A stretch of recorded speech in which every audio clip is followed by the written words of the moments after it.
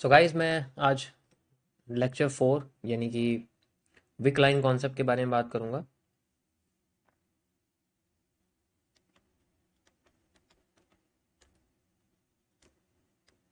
ये बहुत important area है क्योंकि जब भी हम लोग किसी कैंडल्स को समझते हैं तो हमें इसको सबसे पहले आइडेंटिफाई करना चाहिए।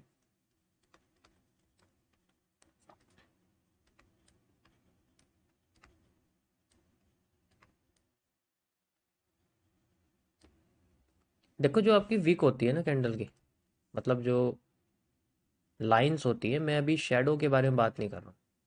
ठीक है, शेडो को इंक्लूड नहीं कर रहा हूँ। आप बस सिंपल ये समझ सकते हो कि हाँ, दोनों ही विक है, क्योंकि कंफ्यूज हो जाओगे। कोई भी हमारे पास कैंडल है, मैं आपसे कहता हूँ कि जैसे एक हमारे पास एक हैमर है और इसके ऊपर भी एक लाइन बनी हुई है। हमारे पास एक इन्वर्टेड हैमर है, इसके ऊपर लाइन ज़्यादा बड़ी है, नीचे की छोटी है।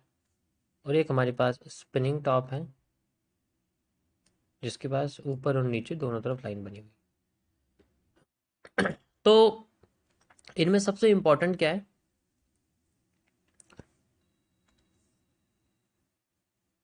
कि जो इनके ये होते हैं,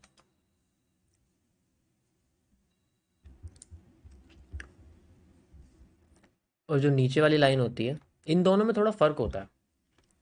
फ़र्क इस तरीके से, जैसे मैं आपसे कहता हूँ कि ऊपर का जो एरिया होता है ना, वो मार्केट में एक प्रेशर को बताता है।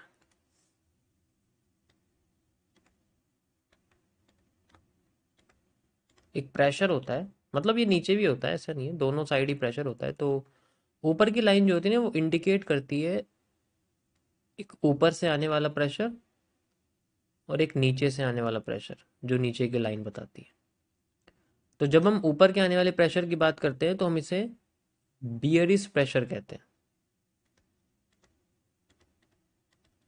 और जब ये नीचे से आता है तो हम इसको बुलिश प्रेशर कहते हैं।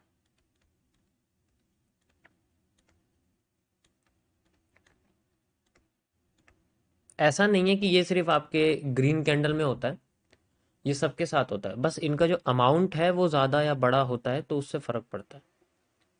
हम एक सिंगल कैंडल को देख के भी आइडेंटिफाई कर सकते हैं कि किस कैंडल के पास कितना प्रेशर है, लेकिन वो ट्रेंड में कहाँ बनी हुई है, ये सबसे इम्पोर्टेंट होता है। लोकेशन तो आपको पता है सबसे ज़्यादा इम्पोर्टेंट है। सेम इसी में अब आप यहाँ देखोगे तो यहाँ आपका जो बेयरिश प्रेशर है वो बड़ा है, और जो बुलिश प्रेशर है वो छोटा है। तो इसीलिए हम लोग इन्वर्टेड हैमर को एक बेयरिश पैटर्न कहते हैं और हैमर को एक बुलिश पैटर्न कहते हैं। स्पिनिंग टॉप के पास बियरिश और बुलिश दोनों प्रेशर क्या होते हैं, इक्वल होते हैं। और जब ये इक्वल होते हैं तो इसीलिए इसकी कोई अपनी डायरेक्शन नहीं होती, ये डुअल डायरेक्शन होता है। ये ऊपर भी जा सकता है, ये नीचे भी जा सकता है, डिपेंड करता है कि इसका कौन सा प्रेशर पहले फिल हुआ। अगर जैसे मान के चलो मार्केट ऊपर जा रही है तो यहाँ से ऊपर वाला प्रेशर एलिमिनेट हो गया, तो मार्केट की डायरेक्शन ऊपर हो जाती है, एंड देन फिर वो ऊपर जाना शुरू कर देती है। इस तरीके से हमारे स्पिनिंग टॉप जैसे, यानी कि जो डुअल डायरेक्शनल कैंडल होती है जिनके प्रेशर इक्वल होते हैं, इसलिए बोलते हैं इनको। अब अगर सेम मैं आपसे बोलता हूँ, जैसे मेरे पास रेड कैंडल का है, तो उसमें भी कोई फर्क नहीं पड़ता, वो भी सेम है।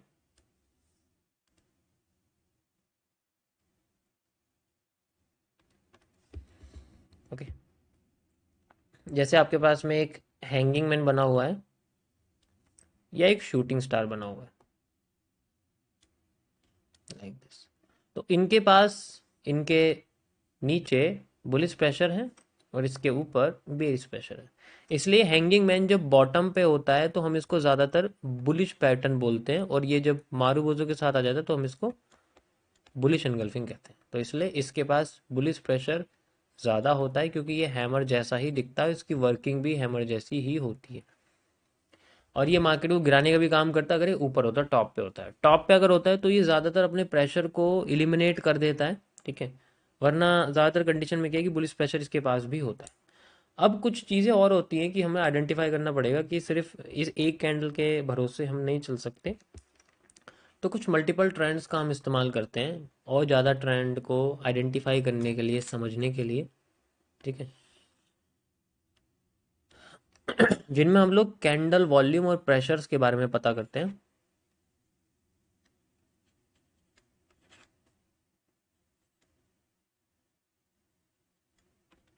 कैंडल वॉल्यूम बेसिकली आपका, और जो प्रेशर है वो मल्टीपल कैंडल्स के ऊपर डिपेंड करता है, क्योंकि ट्रेंड तो बहुत सारी कैंडल से मिलके बनता है। तो जैसे मैं आपसे कहता हूँ कि मेरे पास एक बियरिश ट्रेंड बन रहा है यहाँ पर, इसके नीचे छोटी सी विक है और मार्केट जैसे जैसे नीचे आ रही है उसकी विक नीचे से बड़ी होती जा रही है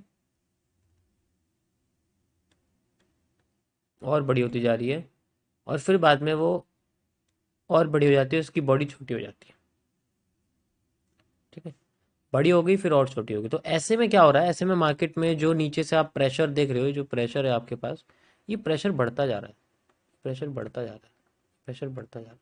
और जब ये बढ़ता है तब हमें बॉटम पे कोई ऐसी कैंडल दिख सकती है जिसके पास सबसे ज़्यादा प्रेशर हो, सबसे बड़ी विक हो, एंड देन उसका प्रेशर ट्रांसफर हो जाता है नेक्स्ट कैंडल में, जिससे वो अपने आप को उठाना शुरू करती है। ठीक है। एक एविडेंस हमारा इस तरीके से होता है जब हम आइडेंटिफाई करें कि मार्केट अपने आप को रिवर्स करना चाहती है। लेकिन ये लेवल पे भी होना चाहिए कि किसी लेवल पे अगर ये हुआ है, जैसे मान के चलो कोई सपोर्ट है या कोई लेवल है, तो ज़्यादा वैल्यूएबल हम लोग इसको मानते हैं। फिर मैं आपको कुछ चार्ट पे लेके चलता हूँ, वहाँ समझाता हूँ कि कैसे दिखेगा ये। जस्ट लाइक हमारे पास ये बना हुआ है। ठीक है, ये आप देख सकते हो। ठीक है। यहाँ पर आपके पास ये तीन कैंडल्स बनी हुई हैं, और उसके बाद कैंडल देखो, ये रेड और ग्रीन आ जाए उससे हमें इतना कोई फर्क नहीं पड़ता, लेकिन हमारे पास प्रेशर बड़ा होना चाहिए और ऊपर का प्रेशर कम होना चाहिए। आप नीचे अगर इसमें देखोगे तो इजीली समझ में आ जाएगा मैं क्या कह रहा था अभी। लाइक ये विक देखो, बड़ी और बड़ी और बड़ी, और देखो सबसे बड़ी हुई, सबसे बड़ी होती मार्केट में ट्रेंड आ गया। You can see trend retrace करा, रिटेस करके और फिर ऊपर चला गया। और ये लेवल एक सपोर्ट का लेवल है, इसके पीछे हम जाके देखेंगे तो you can easily C like this. So level का आना इम्पॉर्टेंट तो होता ही है, लेकिन उसके साथ साथ इम्पॉर्टेंट ये है कि आपका जो एरिया है, जो आपका जो जोन है, उस जगह पर क्या सबसे बड़ी विक आई है या नहीं आई है। तो एक इंडिकेशन, एक एविडेंस, आपका सबसे पहला एविडेंस यही है जो मैंने अभी आपको बताया। आगे जाके ये कई सारे एविडेंस आ जाएंगे तो हमारे पास और भी पक्का सबूत हो जाएगा इस ट्रेंड को लेके। ठीक है। तो नंबर वन एविडेंस यही है आपका, सबसे पहले यही देखना पड़ेगा कि अगर कोई भी ट्रेंड नीचे आता है तो मैं कैंडल की बॉडी ना देख के उसकी विक्स को देखूंगा, ताकि मुझे बुलिश या बेरिश प्रेशर के अंदर कमजोरी या पावरफुलनेस मुझे दिखाई दे कि वो कितना पावरफुल होती जा रही है, और आगे जाके वो मेरी और हेल्प कर सकती है। तो इसी तरीके से हम बुल साइड का भी देखते हैं।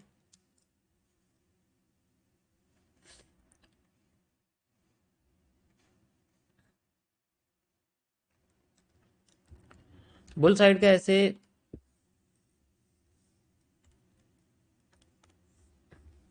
जैसे मेरे पास यहाँ ट्रेंड बनता जा रहा है लाइक दिस,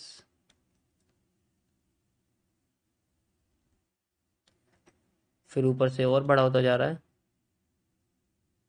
एंड देन इसकी बॉडी छोटी होती जा रही है, और बड़ा होता जा रहा है, एंड देन ऊपर जाके मान लीजिए छोटा हो जाता है या और छोटा हो जाता है, या कैंडल बदल जाती है, एंड देन वहां से रिवर्स करके मार्केट अपने आप को नीचे लाना शुरू कर देती है। तो यहाँ पर भी सेम केस है कि यहाँ पर भी हमें कोई जोन चाहिए ताकि ये चीज़ हो सके, और यहाँ पर आप देख सकते हो ये प्रेशर्स।